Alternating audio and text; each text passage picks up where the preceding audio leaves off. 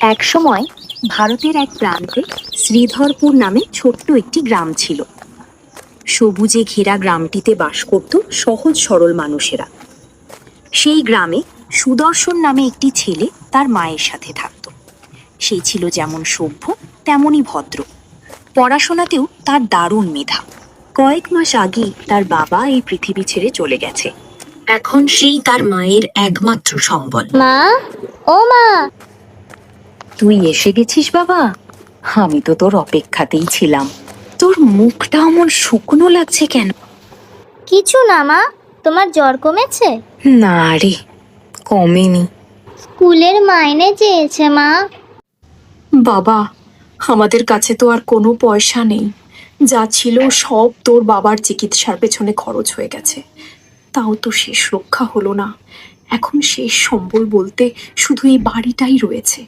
এখন আমি কি করব বাবা? মা, তুমি কেঁদো না মা। আমি এক্ষুনি জামা কাপড় ছেড়ে বেরিয়ে পড়ছি।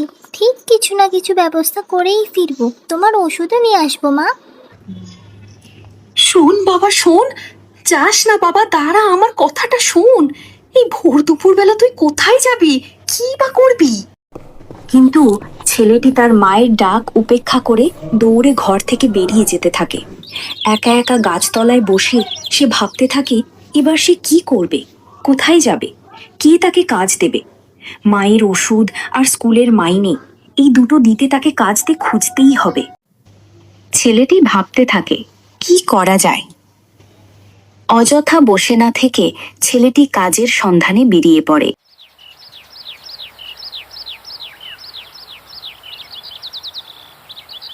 সে রাস্তা দিয়ে হাঁটতে থাকে, আর যার সামনেই যেই পড়ে সে তাকেই জিজ্ঞাসা করতে থাকে যে কোনো কাজ সে পেতে পারে কিনা। সে সব রকমের কাজ করতে রাজি, তার কাজের খুব দরকার, কিন্তু কেউই তাকে কোনো কাজ দিতে রাজি হয় না।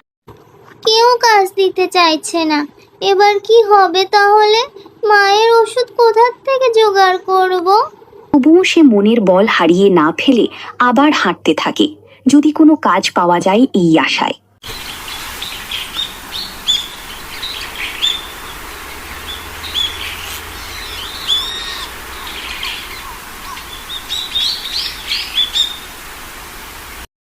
রাস্তায় সে একটি যুবককে দেখে বলে, কাকু, আমায় কোনো কাজ দেবে গো? আমার কাজের খুব দরকার। না না, ওরা গায়ে হবে না। সব যুবকটিও তাকে কোনো কাজ দিতে রাজি হয় না, তাড়িয়ে দেয়। মনের দুঃখে কাঁদতে কাঁদতে ছেলেটি দৌড়াতে থাকে। সে বুঝতে পারে না এবার কি করে কি হবে। সে যে তার মাকে বাড়িতে কথা দিয়ে বেরিয়েছিল। তাকে রাস্তা দিয়ে কাঁদতে কাঁদতে দৌড়াতে যেতে দেখে একজন তাকে চিনতে পারে। আরে, ওটা রবির ছেলে না? ওই সুদর্শন। সুদর্শন দাঁড়িয়ে পড়ে। সে চারিদিকে তাকিয়ে দেখে দূরে একটি বাড়ি থেকে একজন লোক তাকে ডাকছে। সে ডাক শুনে সেই দিকে এগিয়ে যেতে থাকে। এদিকে আয়। কি হয়েছে বাবা? কাঁদছিস কেন তুই? আরে, দুপুর বেলা পড়াশোনাতে কোথায় যাচ্ছিস? কাজ খুঁজতে বেরিয়েছিলাম কাকু। আমার মায়ের খুব শরীর খারাপ, জ্বর এসেছে, তাই আমার কাজের খুব দরকার এখন। তুই আমার গরুটা চড়িয়ে নিয়ে আসতে পারবি? আমার আজকে এদিকে অনেক কাজ, মাঠেও যেতে হবে। কেন পারবো না কাকু? খুব পারবো। তুমি আমায় বলে দাও গরু কোথায় আছে, আমি এক্ষুনি চলে যাচ্ছি। ওই দেখ পেছনে গোয়ালে গরু বাঁধা আছে। যা যা বেরিয়ে পড়, দুপুর তো হয়েই এলো প্রায়। আর খেয়াল রাখবি, গরুটাকে ভালো করে বাঁধবি। আচ্ছা কাকু। ঠিক আছে, যা, সাবধানে যাস। আর আমি তোর মাকে আজ থেকে চালডাল সব পৌঁছে দিয়ে আসছি, চিন্তা করিস না। ছেলেটি গোয়াল ঘরের দিকে এগিয়ে যেতে থাকে গরুটিকে নিয়ে বেরোবে বলে। গ্রামের কাঁচা মাটির পথে হরি ছেলেটি গরুটি নিয়ে এগিয়ে যেতে থাকে জঙ্গলের দিকে। দেখতে দেখতে তারা জঙ্গলে যাওয়ার রাস্তাতে পৌঁছে যায়। জঙ্গলের রাস্তা দিয়ে তারা চলতে থাকে একটি খোলা মাঠের দিকে।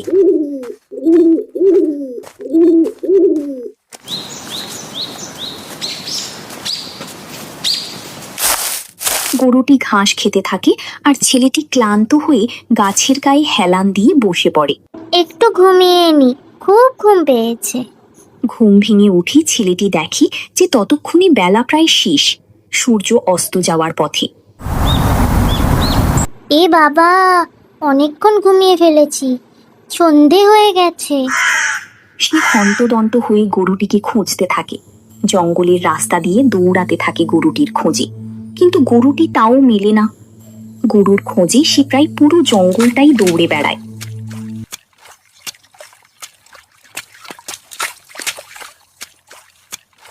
এত খোঁজা সত্ত্বেও সে গরুটিকে খুঁজে পায় না। মনের দুঃখে সে জঙ্গলের রাস্তা দিয়ে হাঁটতে থাকে। তার দু চোখে জল। সে কি করবে বুঝতে পারে না, ভাবতে থাকে। এবার কি হবে? আমি তো গরুটাকে হারিয়ে ফেলেছি। গরু না নিয়ে গেলে মালিক খুব বকবে। এবার আমি মায়ের ওষুধ কি করে কিনবো? আমার স্কুলের মাইনে কি করে দেব? সে একটি পুকুরের ধারে বসে মনের দুঃখে একা একাই কাঁদতে থাকে। তখনই হঠাৎ করে সেখানে এক বুড়িমার আগমন হয়। বুড়িমা তাকে বলে, কি হয়েছে বাছা, তুমি কাঁদছো কেন? বুড়িমার কথা শুনে ছেলেটি তাকে তার সমস্যার কথা জানায়। তোমার কি সমস্যা বাছা, আমায় বলো, আমি তোমায় সাহায্য করব। আমার মা খুব অসুস্থ বুড়িমা, তাই আমি কাজ খুঁজতে বেরিয়েছিলাম। মালিকের গরুটা হারিয়ে ফেলেছি। এসো আমার সাথে, দেখবে ঠিক গরু খুঁজে পাওয়া যাবে। চিন্তা করো না, আমি আছি তো। বুড়িমা আশ্বাস দেওয়ায় ছেলেটি আশ্বস্ত হয়ে তার পিছন পিছন চলতে থাকে গরুটির খোঁজে। দেখতে দেখতে তারা একটা গুহার মুখে এসে পৌঁছায়। ছেলেটি দেখে বুড়িমা গুহার দিকে এগিয়ে যাচ্ছে। সেও বুড়িমার পিছন পিছন গুহার মধ্যে প্রবেশ করে। গুহাতে ঢুকে সে চমকে ওঠে। চারিদিকে এত সোনা। সে বুড়িমাকে বলে, এত সোনা কার বুড়িমা? এসব শোনা আমারই। তোমার দুঃখের কথা শুনে তোমাকে নিয়ে এসেছি। তোমার যা যা লাগবে তুমি দেখে নাও। আমার শুধু মালিকের গরু হলেই হবে, আর কিছু চাই না। তার উত্তর শুনে বুড়িমা খুব খুশি হয়। তারপর তারা গুহার বাইরে বেরিয়ে আসে। ততক্ষণে সন্ধে হয়ে গেছে। সন্ধ্যা তো হয়ে এসছে বুড়িমা, তুমি বাড়ি যাবে না? এই গভীর জঙ্গলে তুমি থাকো কোথায়? আর তখন তুমি এখানে এলেই বা কি করে? এই জঙ্গলই আমার ঘর, আমি এখানেই থাকি। তুমি বাড়ি ফিরে যাও, সন্ধ্যা হয়ে এলো। এই গভীর জঙ্গলে তুমি একা থাকো বুড়িমা? তোমার ভয় করে না? আর আমি এখন বাড়ি যাবই বা কি করে? গরু তো এখনো পেলামই না খুঁজে। তুমি গরু নিয়ে এখনো চিন্তা করছো? ওই শোনো, আমার গরু তুমি পেয়ে গেছিলে বুড়িমা? ধন্যবাদ বুড়িমা। আচ্ছা ঠিক আছে, আর ধন্যবাদ দিতে হবে না, সন্ধ্যা হয়ে এলো। আচ্ছা আমি যাই। সুদর্শন গরুটাকে নিয়ে জঙ্গলের রাস্তা ধরে ফিরে আসে।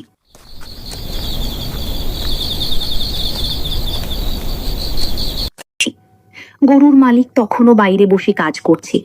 সুদর্শন বলে, কাকু দেখো, আমি তোমার গরুকে গোয়ালে রেখে এসেছি। গরুকে গোয়ালে দেখে সে বলে, আজকে তুমি সত্যিই আমার খুব উপকার করেছো। যাও, এবার বাড়ি যাও। আমি তোমার বাড়িতে চাল ডাল সব পৌঁছে দিয়ে এসেছি। এরপর সুদর্শন তার বাড়ির রাস্তার পথ ধরে এগোতে থাকে। ততক্ষণে রাত হয়ে গেছে। সে বাড়িতে পৌঁছে মাকে ডাকতে থাকে।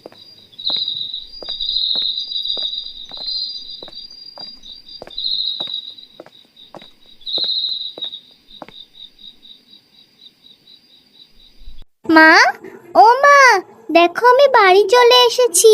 মা, তুই এসেছিস বাবা? সারাদিন কোথায় ছিলি বলতো?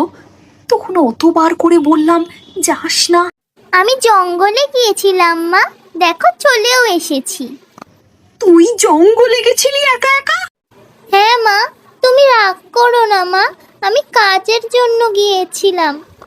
ওটা গভীর জঙ্গল, তুই হারিয়েও যেতে পারতিস। আমার তো তুই ছাড়া আর কেউ নেই বাবা। তুই না থাকলে আমি কি নিয়ে বাঁচবো? আমি আর কখনো এমন করব না মা, তুমি চিন্তা করো না। আমার না খুব খিদে পেয়েছে মা, আমায় খেতে দেবে? সারাদিন কিচ্ছু খাইনি। যাই হোক, তোর খুব খিদে পেয়েছে, হাত মুখ ধুয়ে নে, আমি খেতে দিচ্ছি। জানো মা, আজ জঙ্গলে একটা অদ্ভুত ঘটনা ঘটেছে। আমার গরু হারিয়ে গিয়েছিল, আমি কিছুতেই খুঁজে পাচ্ছিলাম না। তখন এক বুড়িমার সাথে আমার দেখা হয়। উনি নিজেই আমার কাছে এসেছিলেন। ওটা কিসের আওয়াজ হচ্ছে মা? সুদর্শন আর তার মা বাইরে একটি অদ্ভুত আওয়াজ পেয়ে সেই দিকে যেতে থাকলো কি হয়েছে দেখার জন্য।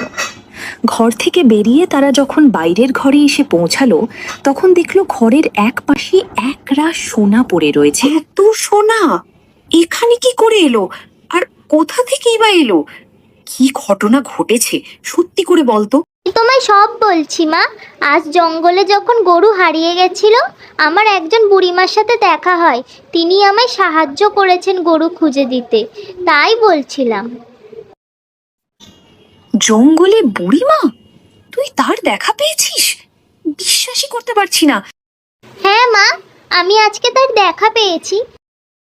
তাই ছোটবেলায় ঠাকুমার মুখে শুনেছি যে জঙ্গলের দক্ষিণ দিকে মা আনন্দময়ীর বাস। তিনি সৎ সরল দুস্থ মানুষদের সাহায্য করেন। তেমনি কেউ অপরাধ করলে তাকে শাস্তিও দেন। অনেকে তাকে দেখেছে, তিনি সবার মঙ্গল করেন। ভাবতাম সেটা কেবলই অলীক কল্পনা। তুমি কি বলছো মা? আজ আমি জঙ্গলে যার দেখা পেয়েছিলাম তিনি স্বয়ং মা আনন্দময়ী, কোনো বুড়িমা নন। তিনি নিজে থেকে এসেছিলেন আমার কাছে, তিনি আমায় সাহায্য করেছেন। মা আমাদের উপর কৃপা করেছেন বাবা, সকলকে আনন্দ প্রদান করেন বলেই ওনার নাম আনন্দময়ী। আজ মা কৃপা না করলে আমাদের মা ছেলেকে পথে বসতে হতো। ওনার অনেক দয়া বাবা। এমন সময় হঠাৎ পেছনে কারো হালকা হাসি আর পায়ের শব্দ পেয়ে তারা দুজনেই পেছন ঘুরে দেখলো যে বুড়িমা দাঁড়িয়ে রয়েছে। বুড়িমা, তুমি এখানে? তুমি আমাদের বাড়ি চেনো? তুমি কখন এলে? বুড়িমা তাদের কথার কোনো জবাব না দিয়ে তাদের দিকে তাকিয়ে রইল আর হাসতে থাকলো। সুদর্শন আর তার মা দুজনেই চমকে উঠল এই রূপ দেখে। তারা দেখল বুড়িমা যে স্থানে দাঁড়িয়েছিল সেখানে আর বুড়িমা নেই। সেই স্থানে রয়েছেন স্বয়ং মা আনন্দময়ী, যার আলোতে চারিদিক আলোকিত। তারা মাকে প্রণাম করল এবং মায়ের সামনে নতজানু হয়ে বসল। মা বললেন, তোর ছেলে খুব সৎ, তাই আমি ওকে ওর সততার পুরস্কার দিলাম। এর সৎ ব্যবহার করবি। মা গো, সব তোমারই কৃপা মা, সব তোমারই আশীর্বাদ। তুমি না থাকলে আমার ছেলের ভবিষ্যৎ নষ্ট হয়ে যেত। বাবা, মাকে প্রণাম কর, মায়ের নামে জয়ধ্বনি দে। জয় মা আনন্দময়ী। জয় মা আনন্দময়ীর জয়, জয় মা আনন্দময়ীর জয়, জয় মা। জয় মা আনন্দময়ীর জয়, জয় মা আনন্দময়ীর জয়।